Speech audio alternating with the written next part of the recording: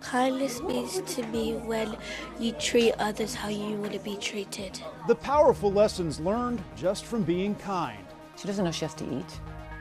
She doesn't know that she has to go to the restroom. How the stress of caregiving is impacting the economy, and how the military is trying to fight the complex problem of suicide.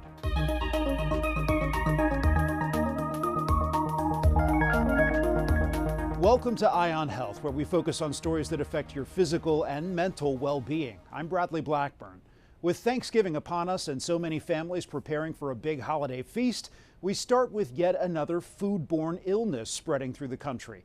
A deadly E. coli outbreak in organic carrots has major grocers issuing a recall. Jared Hill has more on what to look for in your own kitchen. An E. coli outbreak among organic carrots has grocery stores like this one warning of a recall. That is concerning because we do consume a lot of carrots in our household. According to the CDC, E. coli was found on organic carrots sold at major retailers like Whole Foods, Trader Joe's, and Target. It may have happened with contamination in the field, or it may have been a problem in the distribution chain that further amplified the risk. The concern over carrots comes less than a month after McDonald's removed its quarter pounder from the menu at some locations when fresh slivered onions were linked to E. coli contamination. A CBS News analysis found foodborne illnesses have increased 42% since 2013 in regions the CDC monitors. California-based Grimway Farms issued a voluntary recall for carrots with a best buy date from September 11th through November 12th. They shouldn't be on store shelves anymore, but they could still be in home refrigerators. Symptoms usually start 3 to 4 days after eating the bacteria. Jared Hill, CBS News. President-elect Trump has picked celebrity doctor Mehmet Oz to serve as his administrator for the Centers for Medicare and Medicaid Services. If confirmed, Oz will oversee an agency that manages federal health programs for more than 150 million Americans. The former TV host ran an unsuccessful bid for the Senate in Pennsylvania 2 years ago. Well, I think many of us who are in medicine and scientists, public health are concerned. CBS News medical contributor Dr. Celine Gounder says Dr. Oz has a history of spreading misinformation during the COVID pandemic. One, he has spread disinformation for many years on his show, was in fact brought before Congress to testify as to why he was doing this, and he was also pairing this with selling various kinds of supplements, snake oils, etc., for which there was no data. Oz would report to Robert F. Kennedy Jr., Trump's nominee to run the Department of Health and Human Services. Kennedy's views opposing vaccines and fluoride have also been criticized by health experts. The power shift in Washington is also driving some women to stockpile contraceptives, fearing there could be limits on access to birth control. President-elect Trump has said that's not on the agenda. But as Caroline Cummings explains, many are taking action now. What do we do? When the United States Supreme Court overturned Roe v. Wade, providers reported sales surging for emergency contraceptives. Now there's a similar spike 2 years later following the election. Winx Health reported a 966% increase in sales of their morning after pill. Another company, Wisp, reported a 1,000% increase in sales from November 5th to 6th. People have expressed fear and worry about their ability to access both abortion care and contraceptive care under a new administration with President-elect Trump. In addition to the morning after emergency contraceptives, requests for long-acting birth control like IUDs have surged too. And companies that sell abortion pills say people are stockpiling the medications. Women's health care providers say for now they're ready to meet the demand. Should anybody at home have concerns about it running out?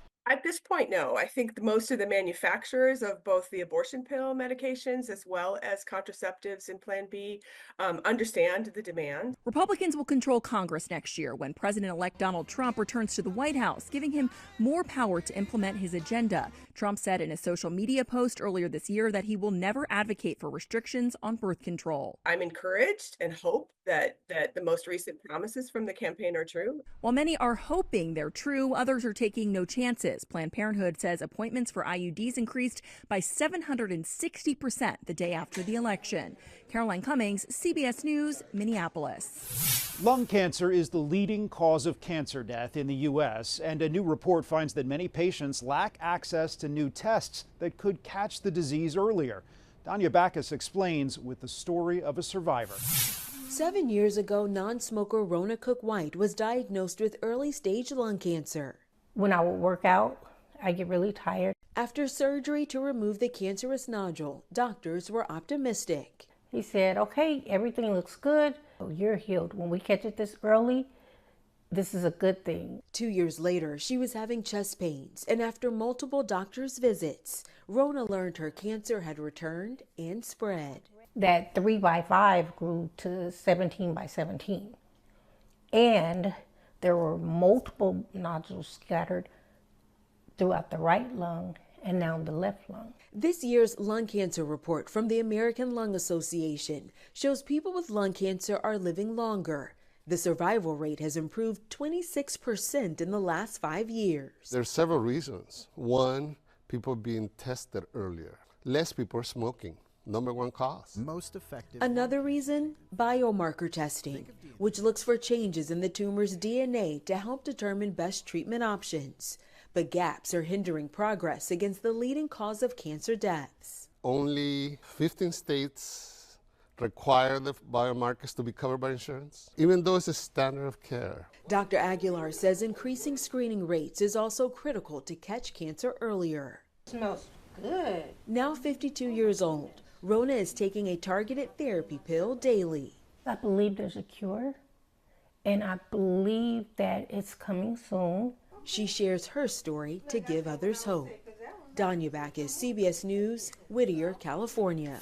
Now to some hope for another form of cancer. We know pancreatic cancer continues to have one of the lowest survival rates of any cancer, but there are significant advances in treatment helping patients recover faster.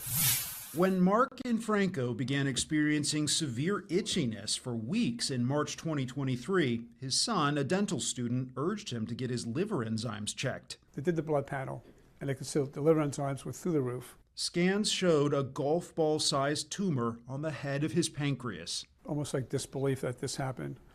I'm a guy who's lived and sick a day in my life. Healthy, I don't smoke, I don't drink, I work out. Thankfully, it didn't spread. Lymph nodes were clean. The Whipple procedure, which removes part of the pancreas, intestine, and gallbladder, is the standard for pancreatic cancer. But Infranco was a candidate for a more minimally invasive approach, robotically assisted surgery performed by Dr. Aaron Sasson, the director of the Pancreatic Cancer Center at Stony Brook Medicine. The advances in robotic surgery have been paramount and allows us to do very complex operations that before required very large incisions. Dr. Sasson says while the risks of the operation are the same, patients can have less pain, scarring, and fewer complications like infection. It is quicker recovery robotically. There tends to be less blood loss robotically. However, it does take longer. I think eventually, as surgeons are trained on this technique, there'll be more and more adoption of it. Within 2-3 weeks, I was up and around. Little discomfort. After surgery, Infranco had 6 months of chemotherapy and 30 radiation treatments. I'm feeling good. We have grandkids now. We have 4 children. I'm retiring next couple of years, and I wanted to spend time with the family. He says he's looking forward to the next stage of life, cancer-free. According to AARP, by the end of this decade, the number of people who need extra care will surpass the number of available caregivers. The burden often falls to family members, and as Christian Benavides shows us, for many, taking on that responsibility means giving up their careers. 90-year-old Miami resident Elvira Triss requires around-the-clock care for Alzheimer's disease. Her daughter, 65-year-old Anna, left her job as an executive at a major retailer to care for her. She doesn't know she has to eat. She doesn't know that she has to go to the restroom. She refuses to bathe. She can't take her medication. At first, she tried to juggle both her job and caring for her aging mother, but it became too much. She left the company she worked at for 40 years. The stress of having the dual job, and big job at home. According to a recent AARP survey, 67% of adult caregivers say they have a hard time balancing their jobs with caregiving duties. 27% have gone from working full-time to part-time. The survey also found more than 15% of caregivers stopped working entirely due to the stress. AARP estimates there are 48 million adult caregivers in the U.S. Most provide at least 20 hours of care a week. What we are seeing is the number of adults turning 65 is at the highest level. The pool of adults who are going to be in need of caregiving is actually growing at a much faster pace than the available pool of caregivers. Trish had to hire an additional 3 caregivers to help with her mother, who has good days and bad. It's the hardest thing I've ever gone through in my life. And today's a pretty good day. And she was an amazing mother. I had an amazing life, my whole life. So now it's my turn. A difficult reality for a growing number of Americans. Cristian Benavides, CBS News, Miami. Coming up, how the suicide rate among active duty military remains stubbornly high, and the pups helping veterans with PTSD.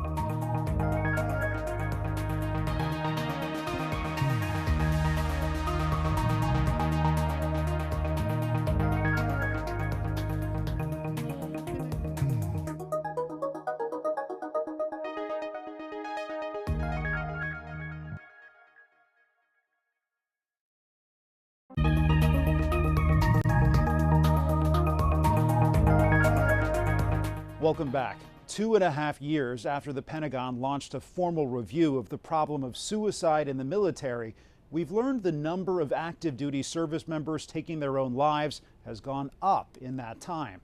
A new report found there were 363 suicides among active duty service members last year.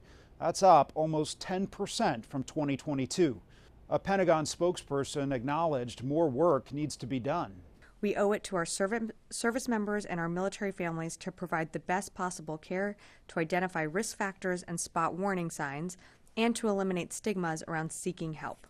And when it comes to suicide, one loss to suicide is one too many. For more on this complex problem, I spoke with retired U.S. Army Major Mike Lyons. What changes have you observed over the years? Well, first and foremost, the stigma of asking for help has been lowered in the military. And it's not to the point where I think military members feel 100% comfortable. Let's say, obviously, we still have a challenge with suicides. But you go back 20 years ago, it was clearly something that people did not do. They didn't reach out for help when it came to this mental health condition. Now there is much more openness, there's much more awareness towards asking for help when it comes to someone contemplating taking their life. The second thing that what the military has done is look at battle buddies, and they've kind of tried to pair people together and make sure that there's overwatch and folks are looking out for each other. Now, you would think that that's normal in a military operation. A squad, a platoon is always close quarters to begin with. But to make sure, it's more of an assignment of responsibility that two people are working together and making sure that one is always keeping an eye on the other. So, and so I think if you combine those two things, that's what the military has said that it's done. As also it has increased mental health providers, and still is falling short in some of those aspects there. But it's a problem that they're very much aware of. Has suicide and mental health, have they always been issues in the services? There's always been a statistic of military members who commit suicide. A lot of it has to do with deployments, combat operations, PTSD. There's all different forces that act on service members. The young male enlisted soldier is the highest percentage that has suffered from this condition. We thought that with combat operations really stopping in the last 5 years, that we would see the rate decline, but unfortunately it's gone up about 5% from last year to this year. I think that because of the military with having access to weapons and how all the pressure of the job, there's means of being able to do this. So you look at prevention, you look at ways of taking away the ability for somebody to do this is what the military is focused on. But unfortunately, the military reflects society, and society has a suicide issue as well. And Major Lyons, what does it tell you that despite all of these improvements that the military has made in recent decades in terms of talking about mental health, reducing access to weapons in some cases, what does it tell you that the military has taken these preventive steps in the last few decades, but this suicide rate continues to be stubbornly high and increasing? Well, there are some who would just be pragmatic and say, look, there's going to be a number, there's going to be some certain people that are going to do this as it reflects society. I think like anything else, the military tries to get out in front of it, and with the measures that it's taken, it's not that there's statistical anomalies that take place for increased populations, but the intent was it tells you that perhaps the deployments and the forces acting on the military are still too high. And so I think that'll cause strategically to look down the road and say, okay, what can we do to make sure that we have a military that's fit and ready to fight, but that we're also not putting so much pressure on the people that are serving that they feel compelled that they have to take their life to get out of it, because that's really what they're doing. They're escaping out of the military. When you think about it, suicides, it's a lagging indicator. It's a lagging indicator of how poorly things are. It's not something that it's, to get out in front of it means that you've been well out in front of it, and you won't know how good you've done until some kind of future date and time. So the military will continue to hire healthcare professionals, look for that buddy system, look to make sure that means are not easily available to individuals, and then just making sure that it's okay not to be okay. It's okay to remove that stigma of reaching out to try to get some help. The mission to fix this really never ends. Major Mike Lyons, thank you. Yep, thanks for having me. Overall, mental health for veterans is also a major problem. The Department of Veterans Affairs says 7% of veterans will experience PTSD. And for those who served in conflicts this century, that number is 15%. Dogs for Valor is a Kansas-based organization that trains dogs to help manage their owners' symptoms, like depression and anxiety. The group can match a service dog with a veteran or first responder in need. Many veterans first come to the program on edge, even afraid to be in public spaces. They're isolated, they're very nervous, they won't make eye contact, some won't leave the house at all. And by the end of the service dog program, they're coming out with their dogs. The training program lasts for 6 to 9 months, but many veterans continue to attend group gatherings for support. If it seems like I'm depressed or I'm down in the dumps, we're going to teach her to come and give me a hug. Timothy Siebenmorgan deployed 18 times with both the Army and the Marines. He says his relationships are now better, thanks in part to his 1-year-old American bulldog, Rosie. Now I have more of a drive, I feel more outgoing, like I want to, do things because I'm happier, I guess. A study in JAMA Network Open earlier this year found partnership with a trained psychiatric service dog reduces PTSD symptoms better than regular therapy. After the break, a kindness challenge lifts an entire classroom, and how drones are reshaping healthcare in Africa.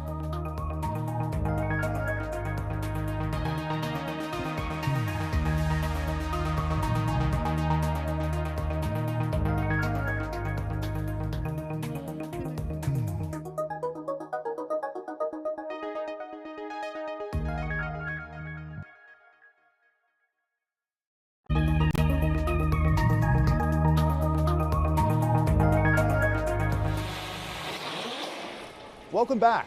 That is the Zipline Drone being launched in Kenya. On board are critical medical supplies, including HIV drugs and testing kits. The destination, a remote village, tough to reach by car. But drone trips take as little as 15 minutes, with deliveries dropped down by parachute. HIV patients need to take their medicines every day at a particular time, failure to which can lead to viral resistance. Local healthcare experts say they're able to treat many more people by having the drone delivered to large gatherings like this soccer match. It helps avoid the stigma around HIV that can scare people into avoiding traditional medical facilities.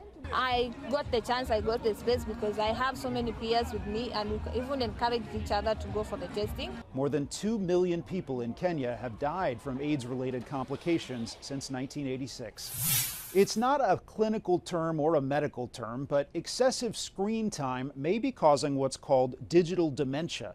The average American is using the internet for about 7 hours a day. All of that incoming stimuli and constant distraction could be warping the brain, causing symptoms like decreased ability to focus, forgetfulness, anger, and depression. Constantly being pinged by screens, distracted, is going to interfere with brain development. Author and psychologist Jonathan Haidt says it's even more harmful for kids. So they're online more than 10 hours a day, and a lot of it is just short videos. This is going to change the way the frontal cortex is developing. That's the seat of executive function, control. To counter those effects in kids, Haidt suggests no smart devices before age 14, no social media until 16, phone-free schools, and more free play and independence. In Congress, the Senate passed the Kids Online Safety Act that would stop social media companies from using algorithms to push harmful and addicting content to children. The bill dies if it doesn't pass the House by the end of the year, and Haidt says it may take years to get new legislation. There's new hope for detecting breast cancer in its earliest stages with help from artificial intelligence software. It's now being used to spot very small abnormalities which can't go undetected by more routine screening.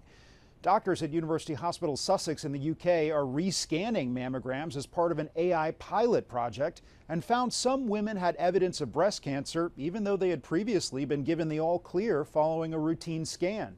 I was invited for a routine mammogram in January, and in February I got a letter to say that it was all clear. But Sheila Tooth's human red scan missed something that AI picked up.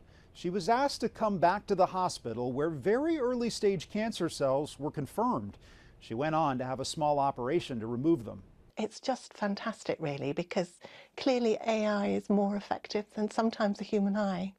And it must be so difficult to look at endless mammograms and actually pick up very small changes. Over a 2-month period, more than 12,000 mammograms considered normal were then reviewed by the software. The AI suggested just under 10% needed to be seen again by a clinical panel. 11 women were asked to come back for investigation, and 5 were found to have had breast cancer. And even as AI changes medicine, there is still a need for the human touch and the simple medicine of kindness. Learning to be kind to others is a skill that can be taught. And Tina Kraus saw how those lessons are starting early in a classroom in London. Second graders are busy counting at this elementary school in London, but not for math class. My bucket's already getting full. They're adding up ways to show kindness and filling buckets full of thoughtful gestures. Give a hug, play together, help friends. What began as a fundraising project for children's charities Wow, my bucket is so full of happiness. has spiraled into a continuous campaign where every act of compassion counts. I give my heart to everybody. In 5th grade, Kindness means me. the Kindness Challenge has students searching a bit deeper for a definition. Compassion, empathy, gentle and helping. And friends inspiring each other to be their best selves. If someone's sad and upset, you can talk to them and ask them if they want to play with you, so they can put their sadness behind them. Kindness means to me when you treat others how you want to be treated. Part of the lesson is learning what to do when things go wrong. Say sorry when you've hurt someone. If nobody says kindness, the world would just be a really sad place. Irrefutable insight from students who've turned kindness into a real class act. Tina Kraus, CBS News, London. A welcome dose of kindness. That's this week's Eye on Health. I'm Bradley Blackburn. Thanks for joining us, and be well.